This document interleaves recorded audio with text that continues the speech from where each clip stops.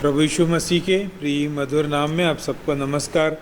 फिर से एक समय मिला है कि मई माह के इस प्रथम रविवार को, जो वास्तव में हमारे प्रभुभोज का दिन होता है, ज़्यादातर कलीसियाओं में प्रभुभोज का समय रहता है, इस दिन में हम इस रीति से फिर से मुलाकात करने पा रहे हैं। प्रभु की दया है, कृपा है कि प्रभु ने हमें इस बड़ी महामारी से, मरी के हर एक कीटाणुओं से बचा कर रखा है, और इसी बात के लिए हम परमेश्वर का धन्यवाद दें। आइए हम अपने सिरों को झुकाएं, प्रार्थना करें। प्यारे पिता परमेश्वर, एक बार फिर से आपके पास, आपके चरणों में आते हैं।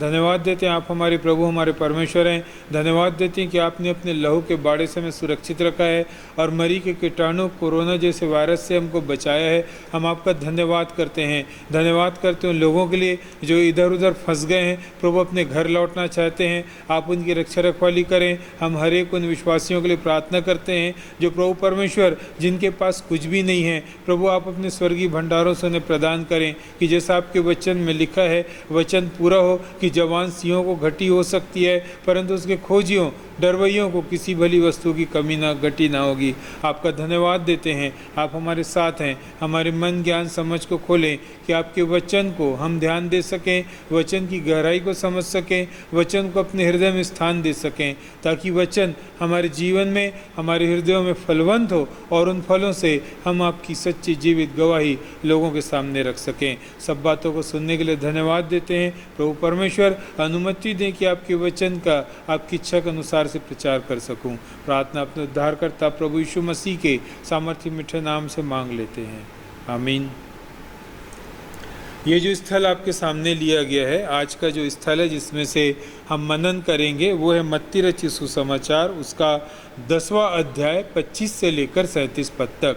मत्ती 10, 25 से 37, gospel according to Saint Matthew, chapter 10 from verse 25 to verse 27।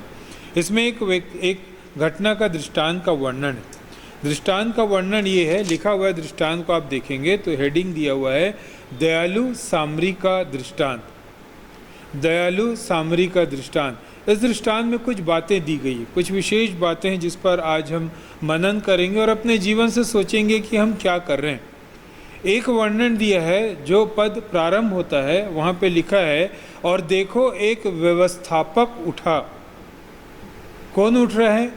सामान्य जन नहीं है। लिखा हुआ है, ये शब्द बाइबिल बोल रही है कि एक व्यवस्थापक उठा और यह कहकर उसकी परीक्षा करने लगा।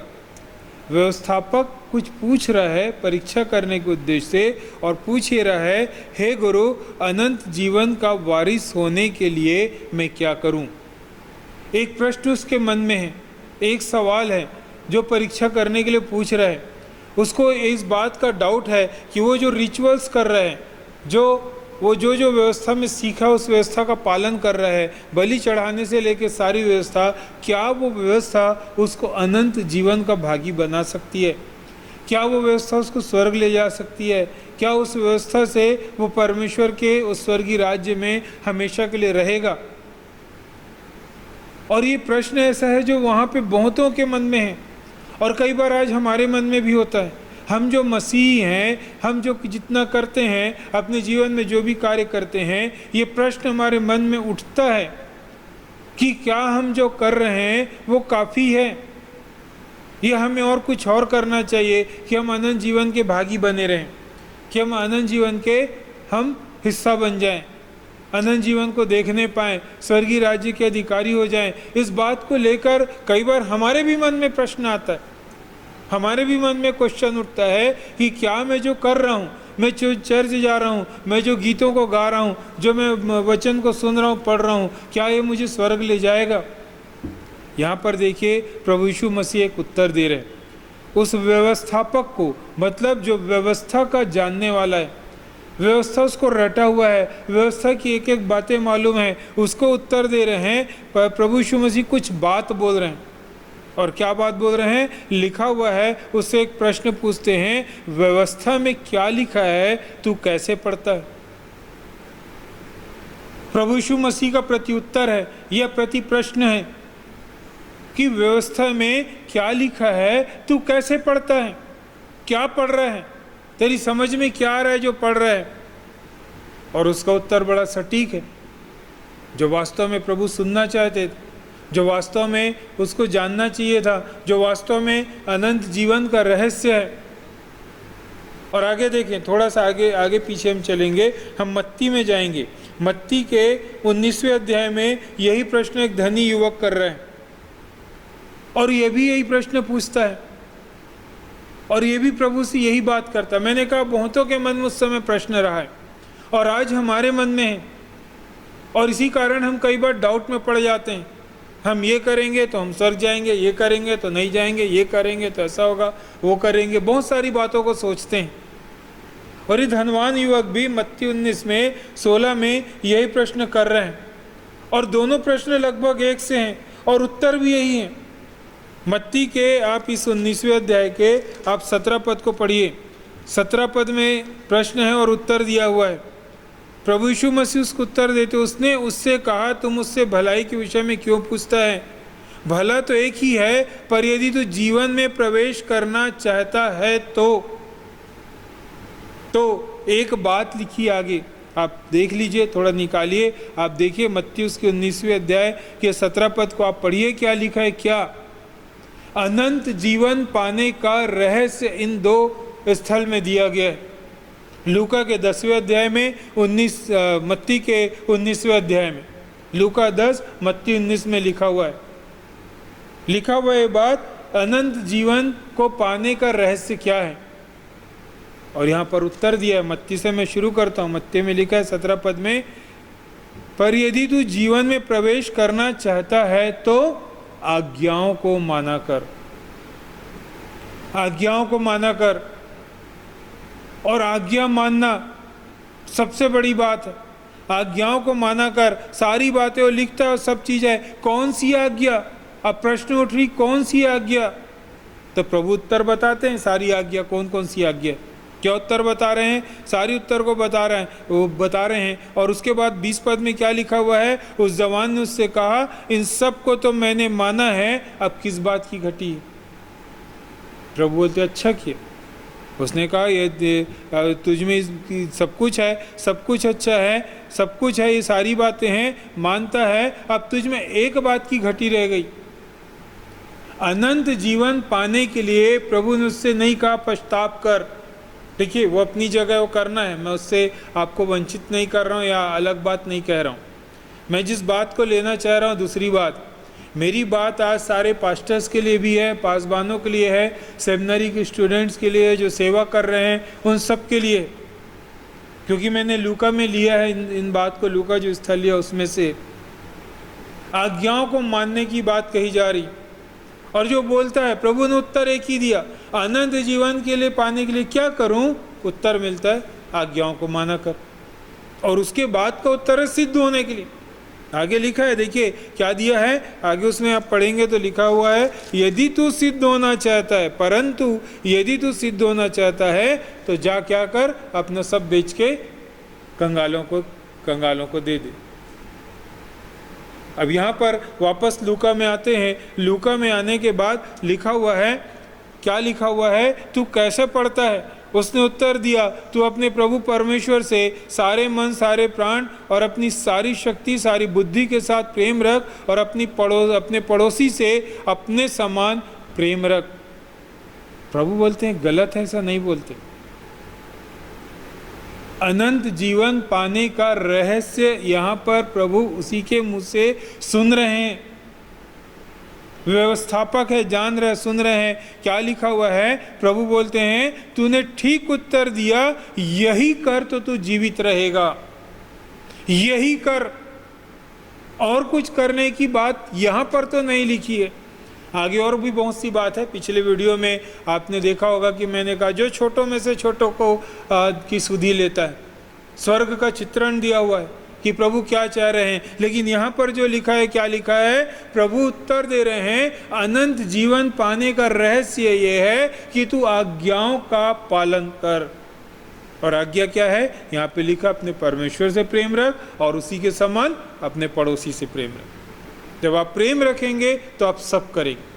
आप खुद जानते हैं, आप परिवार से लेके कहीं पर भी, चाहे मित्र हैं चाहे परिवार है, आप प्रेम रखते हैं तो आप सब करने तैयार रहते, सब कुछ करने तैयार हैं। और यही बात यहाँ पर लिखी, यही बात कही गई।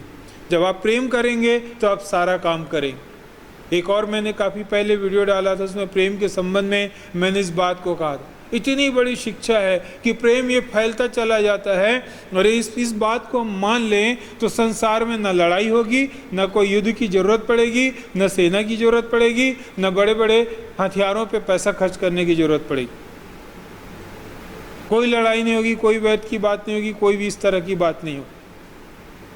लेकिन दिक्कत ये है कि हम प्रभु की बातों को नहीं मानते। या तो हम जानना नहीं चाहते हैं, या जानकर भी अनजान बनते हैं, या वास्तव में हमने अपने लिए नरक का भाग चुन लिया है कि हम मृत्यु को प्राप्त करें। नहीं तो हम ये काम को करते। आगे लिखा हुआ है, देखिए आगे उस बात को, घटना को जो यहाँ पर है, ये रहस्य आज्ञाओं का माना कर।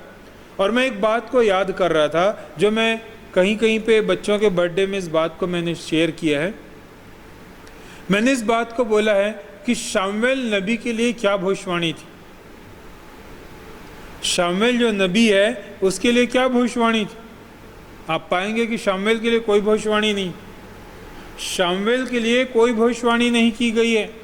एक व्यक्ति जो मंदिर का नौकर होने के लिए लाया गया था, एक बच्चा मंदिर का नौकर होने के लिए लाया गया था। क्या लिखा हुआ है, क्या लिखा है, आप पढ़ेंगे। जब बालक शामुएल को ऐसा समझ में आता है कि कोई उसको पुकार रहा है, तो उसको समझ में आता है कि मंदिर का याजक पुकार रहा है, और 3 बार उसके पास जाता है। और जब बोला जाता है कि अब जब पुकारे तो बोलना, हे प्रभु कह, क्योंकि तेरा दास सुन रहा है। और क्या हुआ घटनाक्रम आप जानते हैं। वो परमेश्वर जो स्वर्ग में रहता है, वो परमेश्वर सिर्फ इस बात में कि शामुएल ने सुनने के लिए अपना कान लगाया है, लिखा हुआ है परमेश्वर अपने मंदिर में आकर उपस्थित हो।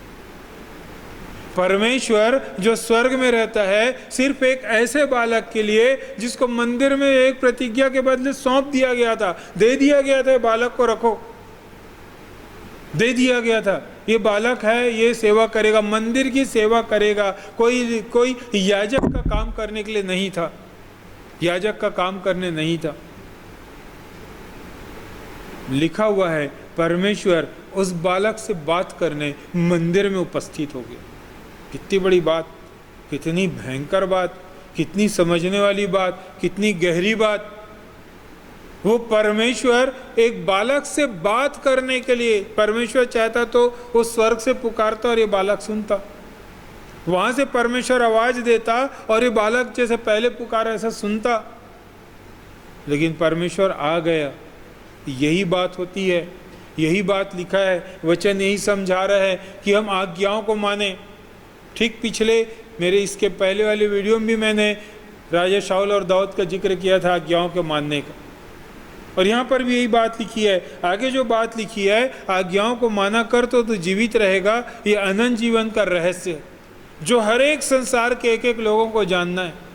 सर्वशक्तिमान यहोवा परमेश्वर के, त्रिएक परमेश्वर की आज्ञाओं को माने तो आप अनंत जीवन के भागी बनेंगे, और कोई रास्ता नहीं। उससे प्रेम करें, उसकी आज्ञाओं को माने, वो जो चाहता है वो करें, तब आप अनंत जीवन के भागी बने।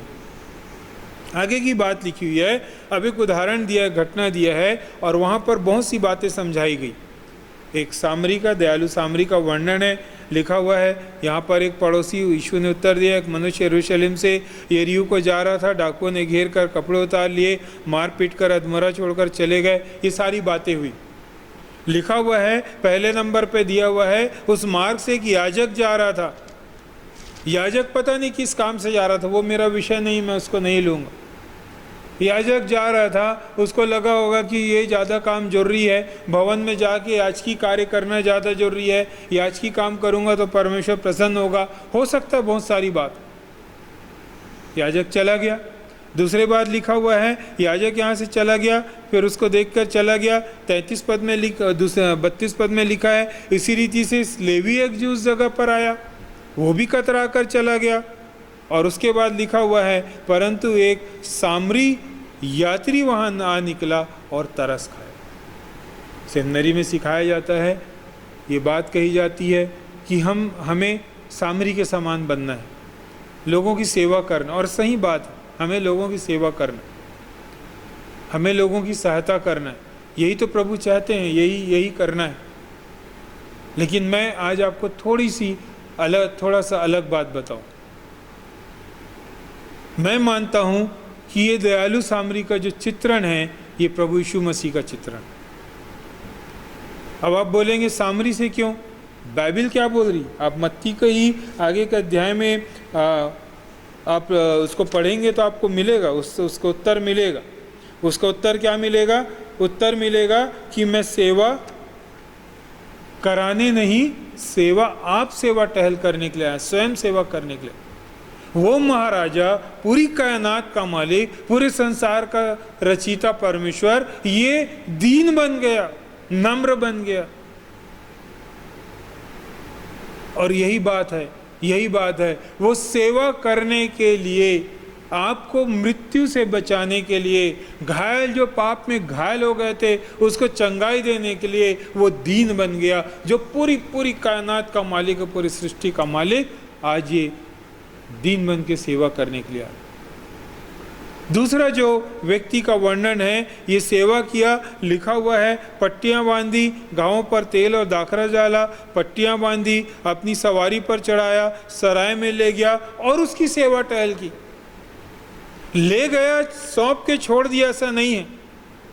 उसको जब तक समझ में आए कि उतना टाइम वो स्पेयर कर सकता है, ये समय वो निकाल सकता है, इतना समय वो नहीं करेगा अपने काम तो भी उसका ज़्यादा नुकसान नहीं होगा। लिखा हुआ है वो सेवा टहल, खुद सराय में रुक के सेवा टहल किया।